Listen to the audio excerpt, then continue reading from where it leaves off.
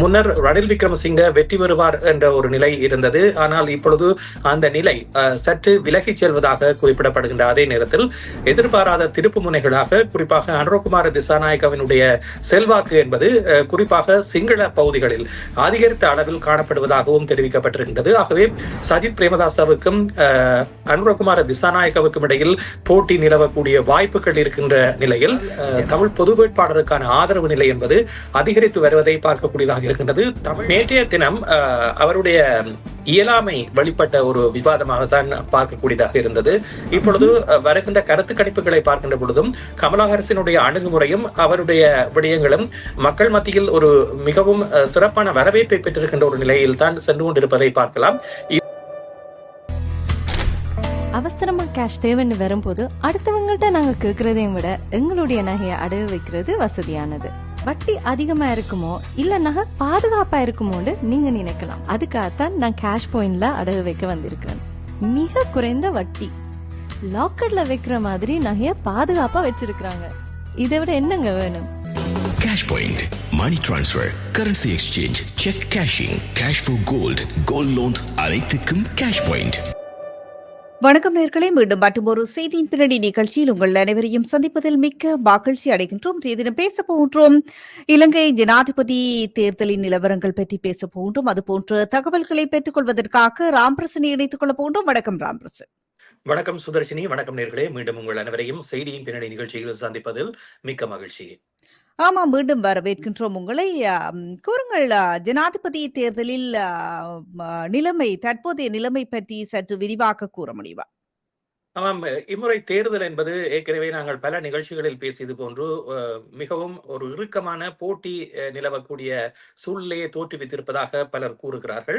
அதே நேரத்தில் இந்த செய்திகளை தொடர்ந்து உன்னிப்பாக அவதானித்து வருகின்றவர்கள் இந்த ஜனாதிபதி தேர்தலை குழப்புவதற்கான முயற்சிகளும் மேற்கொள்ளப்படுவதாக தகவல்கள் கசிவதாக தெரிவிக்கப்பட்டு சில விடயங்களை முன்னிறுத்தி இருக்கின்றார்கள்.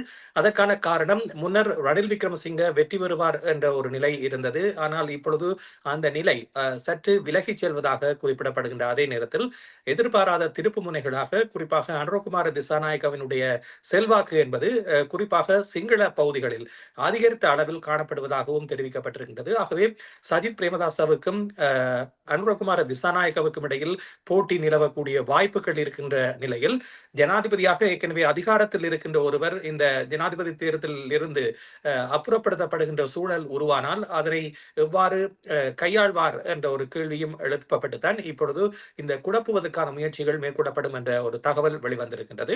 அதே நேரத்தில் ஏற்கனவே இந்த நாமல் ராஜபக்சவும் போட்டியில் இணைந்து கொள்வார் என்று தெரிவிக்கப்படுகின்ற நிலையில் வாக்குகள் சிதறக்கூடிய நிலைதான் கூடுதலாக காணப்படுகின்றது. திலீப் ஜெயவீரிய மற்றும் ஏனைய வேட்பாளர்களை எடுத்துக்கொண்டால் இந்த 39 வேட்பாளர்களும் வாக்குகளை பிரிக்கக்கூடியவர்களாக இருக்க போகிறார்கள் என்பதுதான் உண்மையான விடயம். அதே நேரத்தில் இறுக்கமான ஒரு வெற்றி நிலையை அடையக்கூடிய வேட்பாளரை அப்புறப்படுத்துவதற்கான முயற்சிகளிலும் இந்த இதர வேட்பாளர்கள் ஈடுபடக்கூடும் என்ற ஒரு நிலையில் தான் அவர்கள் களத்தில் குதித்திருப்பதாக கூறப்படுகின்றது. அதே நேரத்தில் தேர்தல் முறைப்பாடுகளை எடுத்துக்கொண்டால் கூட பெப்ரல் அமைப்பினூடாக பல தகவல்கள் வெளியிட்டு வருகின்றன. இது மனித உரிமையை மீறக்கூடிய செயலாகவும் மனித உரிமை ஆணைக்குழு பதிவு செய்யப்பட்டிருக்கின்ற முறைப்பாடுகளாகவும் இனம் காணப்பட்டிருக்கின்றன.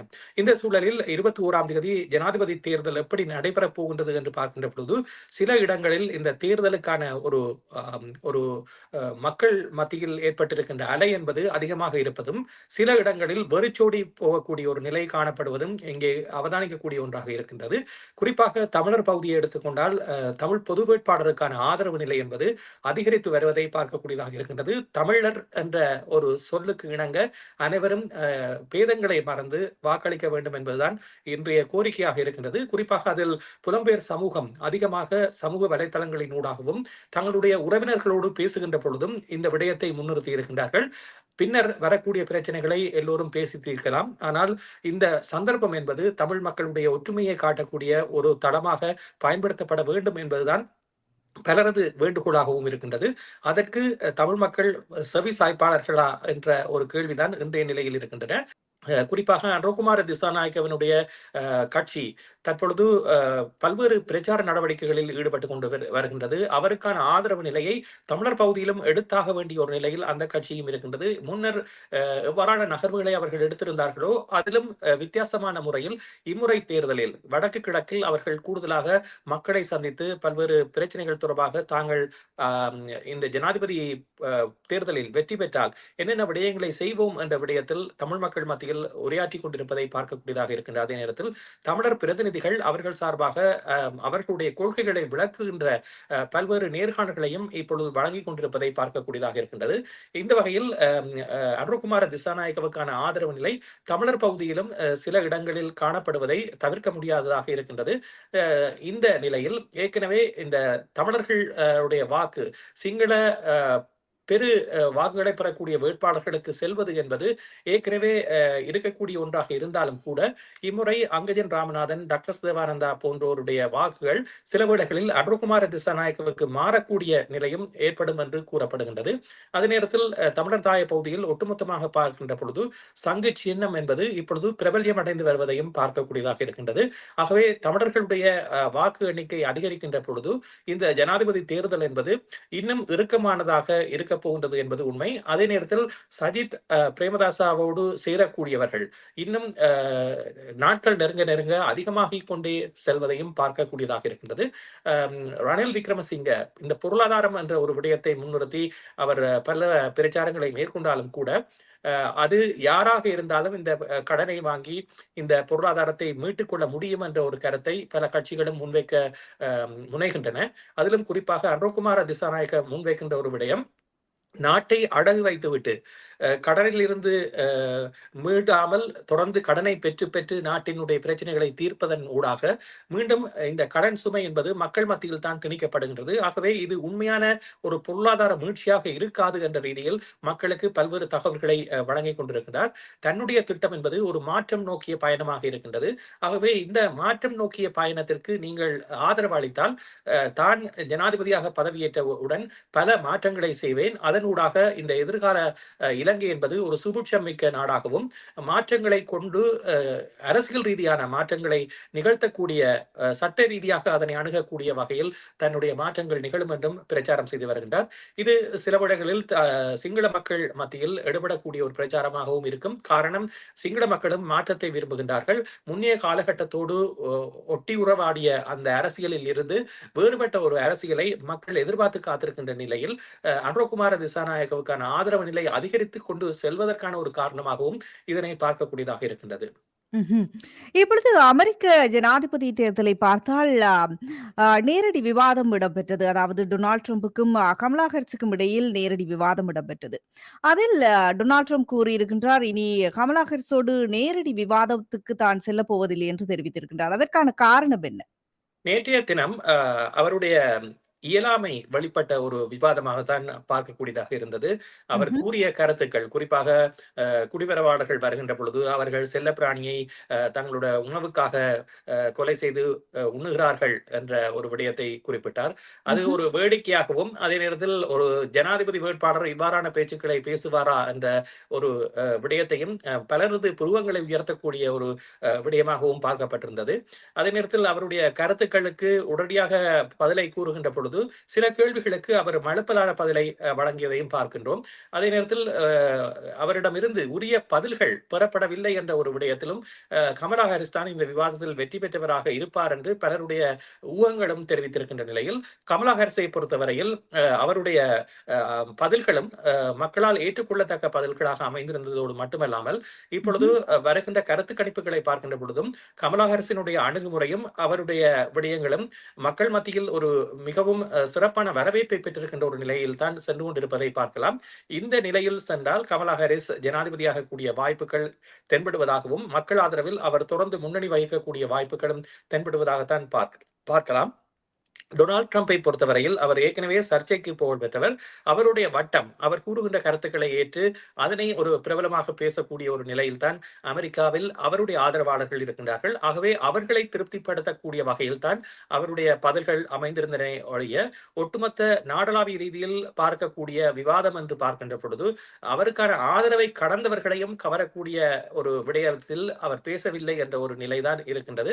ஆனால் கமலா ஹாரிஸ் தெரிவித்த கருத்துக்களை பார்க்கின்ற பொழுது டொனால்ட் ட்ரம்பின் ஆதரவாளர்களும் அவருடைய திறமையை மெச்சக்கூடிய வகையில், அதாவது ஒட்டுமொத்தமாக அடிமட்ட தொண்டராக இருக்கக்கூடியவர்களுடைய கருத்து வேறாக இருக்கும், அதே நேரத்தில் பொதுவாக சிந்திக்கக்கூடியவர்களுடைய கருத்து வேறாக இருக்கும்.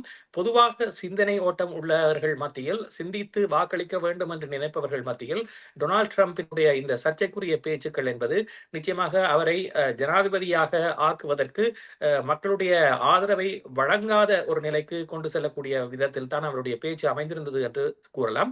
ஆனால் கமலா ஹாரிஸ் ஒட்டுமொத்தமாக அனைவரையும் கவரக்கூடிய வகையிலும் தன்னுடைய தூரநோக்கு பார்வையினூடாக சில விடயங்களை முன்னிறுத்துகின்ற அவருடைய ஆணித்தனமான கருத்துக்களை வைக்கின்ற பாணி என்பதும் நிச்சயமாக முன்னர் ஒபாமா எவ்வாறு இந்த ஒரு அமெரிக்கா ஒரு சிக்கலான நிலையில் இருந்த பொழுது அதனை மீட்டு கொண்டு வந்து தன்னுடைய ஆட்சியை சிறப்பாக செய்தாரோ அது போன்ற ஒரு நிலைக்கு கமலா ஹாரிஸ் இந்த அமெரிக்காவினுடைய தேர்தலில் வெற்றி பெற்று தன்னுடைய அணுகுமுறைகளை மாற்றுவார் என்ற ஒரு விடயத்தை முன்னிறுத்தி இருக்கின்றார்கள்.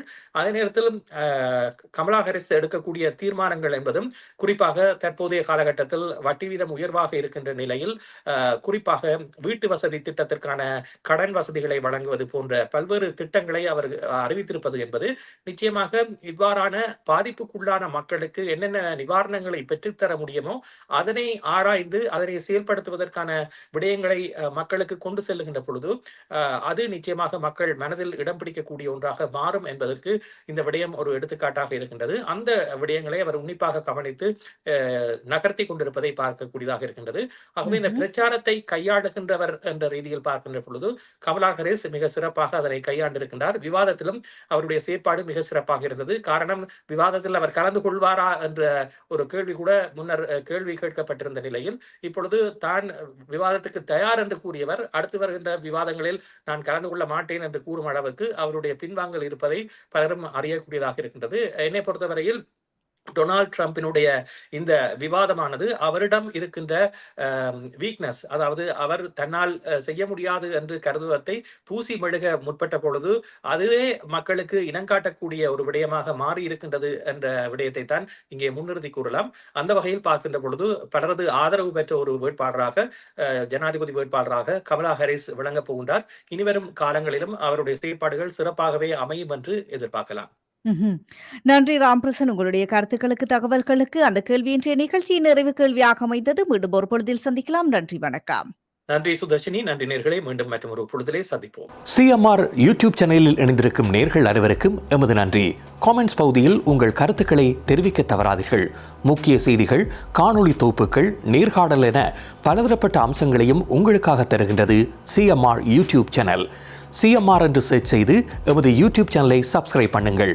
உங்கள் உற்றார் உறவினர் நண்பர்களோடும் இந்த காணொளி தொகுப்புகளை பகிர்ந்து கொள்ளுங்கள். அருகில் இருக்கின்ற முக்கிய காணொளி தொகுப்புகளையும் தவறவிடாமல் பாருங்கள்.